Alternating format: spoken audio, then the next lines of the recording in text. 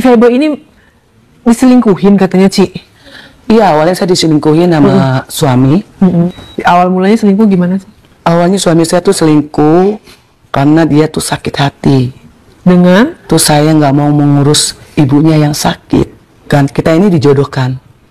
Nah, saya ini dan suami ini dijodohkan sama orang tua.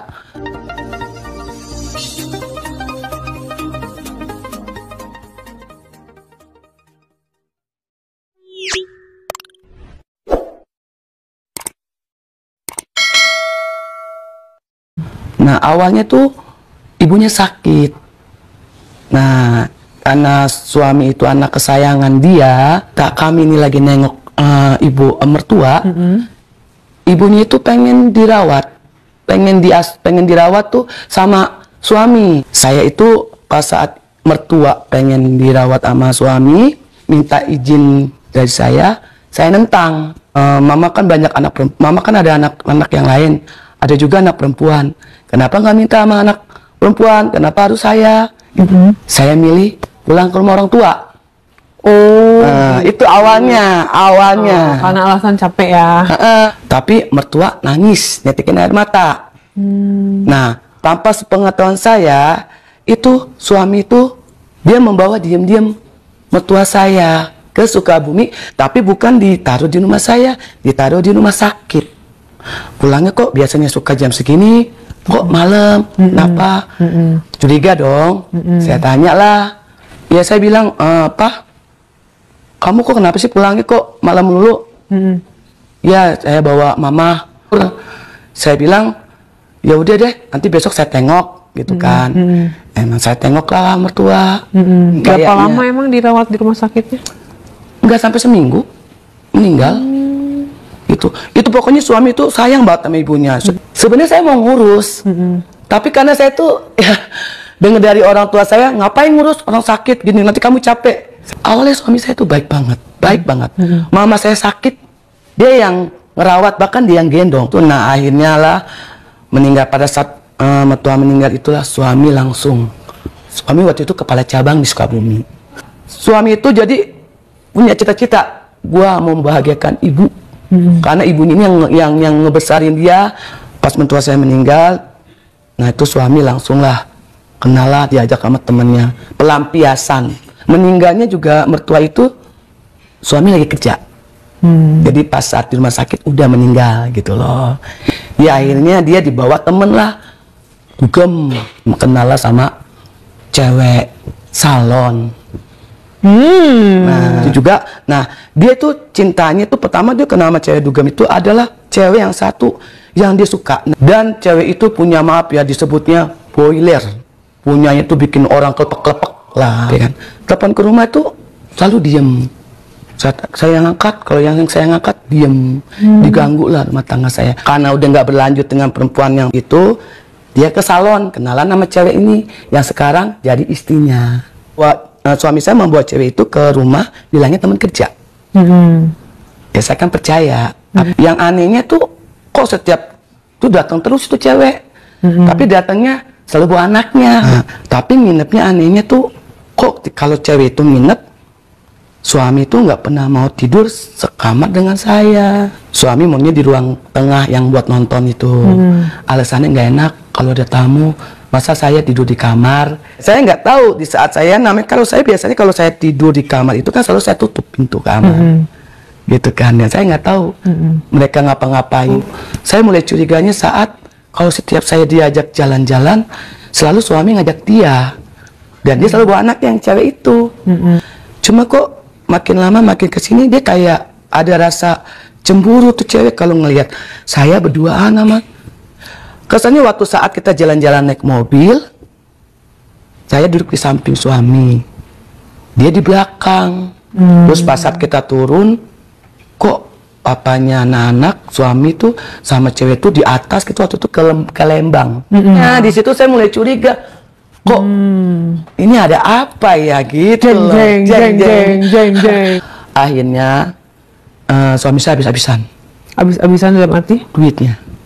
Oh iya. Tadi kan naik dia ke atas. Nah, terus abis itu ya saya ngelihat kok pegangan tangan mereka berdua.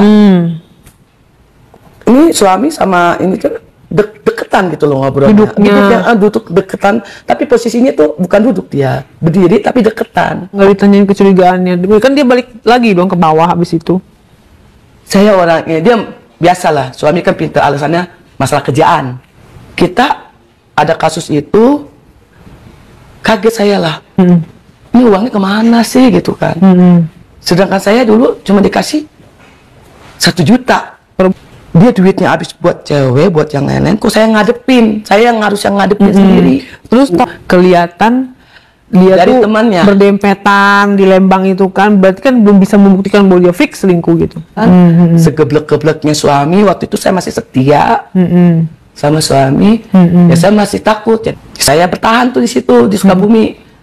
Tapi pernah kepergok di saat saya jenguk suami, cewek itu datang. Saya bingung. Masakin, ngasih duit, apa. Saya bingung kok segitu dianggapnya. Udahlah sampai akhirnya kita udah bebas, itu suami pulang ke Jakarta. Kenapa saya pulang ke Jakarta? Ya entah kenapa suami saya udah berubah tuh. Berubah dalam arti gimana? Udah berubah, Terus kita ikut kegiatan di gereja itu kalau nggak salah gathering buat pemulihan suami istri lah, kayak seperti itu. Masih selingkuh sama itu? Udah enggak.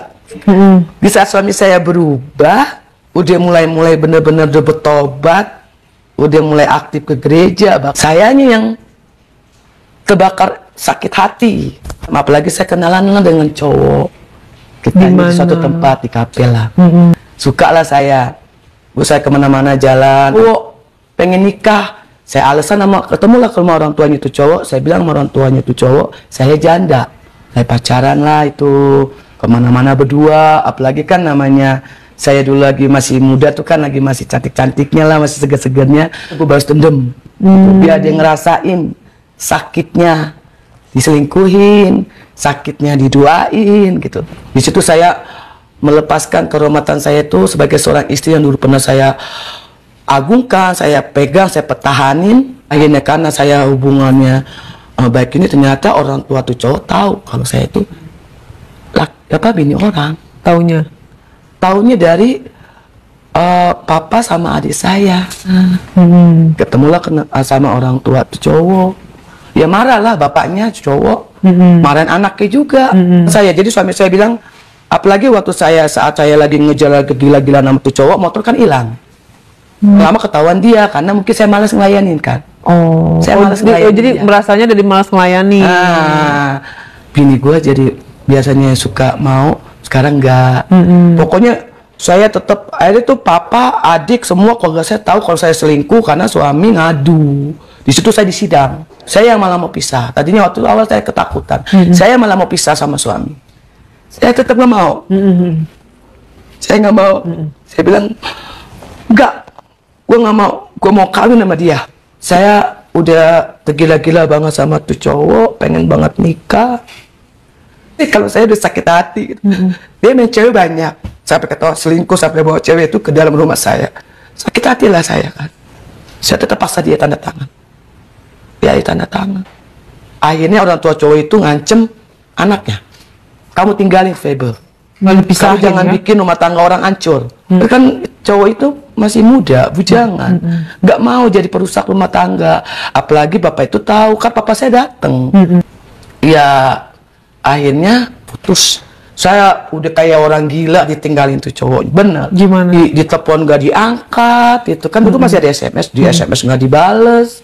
Tapi memang saya masih belum bertobat waktu itu, belum berubah. Karena saya pikir, aku masih muda, gue masih cantik gitu kan. Apa yang membuat Cici itu bucin sama Brondong pertama itu? Yang satu pertama awalnya saya balas dendam. Karena cowok itu ngasih perhatian, ganteng, pakai motor gede, kapan lagi katanya gitu kan. Akhirnya maco lah ya. Maco lah gitu. Laki banget lah ya. Langsung mau lah saya langsung di situ.